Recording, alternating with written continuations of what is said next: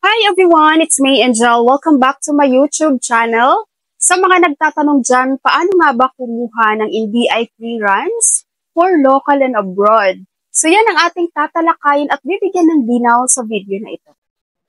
Okay, so sa nakikita nyo ngayon sa screen guys, ito yung dating NBI clearance na color yellow. At sa color yellow na to, makikita mo ditong may nakalagay siya na for local employment. Okay, so old NBI clearance po ito ha. And ang old NBI clearance naman for abroad, itong color green, na may nakalagay dito for travel abroad. So yung mga old NBI natin guys, old NBI clearance, ang yellow for local, ang green for abroad. Pero guys, simula October 2, 2017, nagbago na po ang NBI clearance. Iisa na lang po ang ating NBI clearance. Hindi na po nakaspecify kung for local or abroad. Okay? So, for example dyan, ito ang aking NBI clearance. Kung saan, makikita nyo dito guys sa purpose, multi-purpose clearance. No? Color blue na po siya para sa lahat na.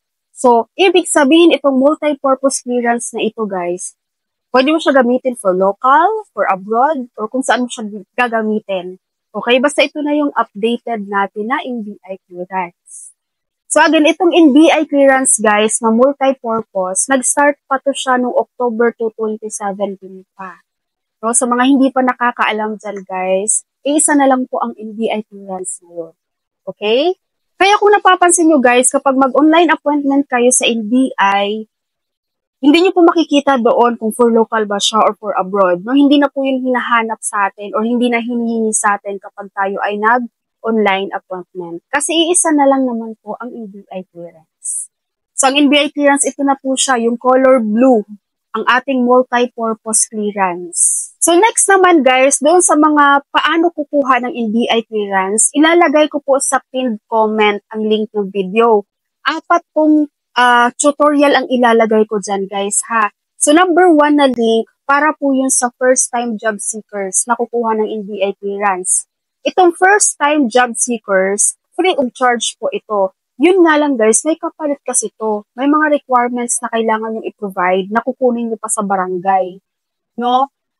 Kaya, and then itong first time job seeker na to guys, isang beses mo lang ito pwedeng i-avail.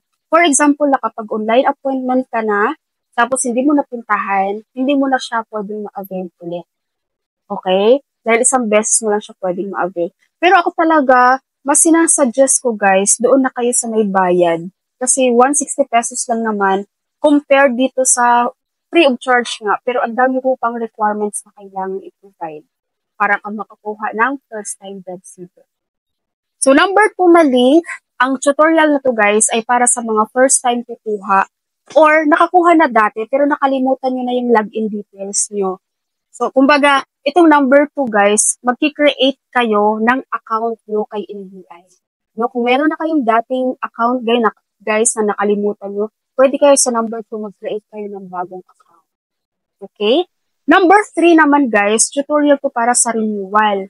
Pero, dito sa renewal ng inyong NBI clearance, make sure mo po na may copy pa kayo ng inyong old NBI clearance. Dahil, i-input niyo po dito ang inyong NBI old number. Okay, so dapat alam niyo yan. And then dito guys, sa renewal has tutorial, sa umpisa pa lang, may explanation na akong ginawa doon. Dahil sa renewal, pwede kasing meron kayong dalawang choices kung paano niyo gawin ang renewal. Okay, basta i-explain ko na dito guys. May isa kasi doon na hindi ko talaga nire-recommend na gawin nyo dahil wala pong choices sa branch ng NBI, kundi sa UN lang. No? Kaya panoorin nyo ng maayos yung tutorial video ko sa renewal para masundan nyo rin ng maayos at kung paano ang tamang pag-renew ng inyong NBI clearance. Okay? And then number 4 naman na link ng video na ilalagay ko sa pinned comment guys, ay NBI clearance para sa door-to-door delivery. Pero guys, hindi ko po nire-recommend, pero hindi ko po talaga nire-recommend ang door-to-door delivery ng NBI clearance. Dahil based po sa mga experience ng mga viewers ko dito guys, even doon sa sister ko, tagal ng delivery ng kanilang NBI, umaabot ng isang buwan, no? Pero ang nakalagay kasi sa NBI guys, kapag Metro Manila lang is 3 to 7 days delivery, madideliver na sa'yo. Pag outside Metro Manila, 7 to 10 days. Pero hindi siya nasusunod talaga. Kaya kung may NBI naman dyan guys na malapit sa area nyo, puntahan nyo na lang, i-pick up nyo na lang guys. Mag-online kayo, tas pick up nyo. Kasi ang hirap, ma-stress kayo kakamonitor guys kung nasaan na yung NBI clearance nyo. Okay? Pero depende sa inyo kasi meron namang iba dito na madali lang. 1 week lang na-receive na agad nila yung NBI clearance sila, na-deliver agad sa kanila. May iba, pero mostly talaga guys ang tagal.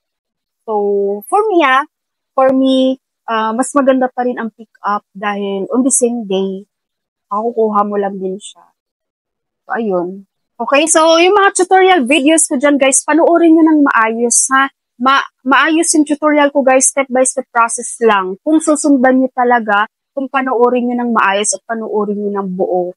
No, kasi kapag i-skip nyo nang i-skip yan guys, maliligaw na kayo. Wala na kayo dun sa steps na sinusundan nyo. Kaya panoorin nyo po ng maayos ang tutorial video.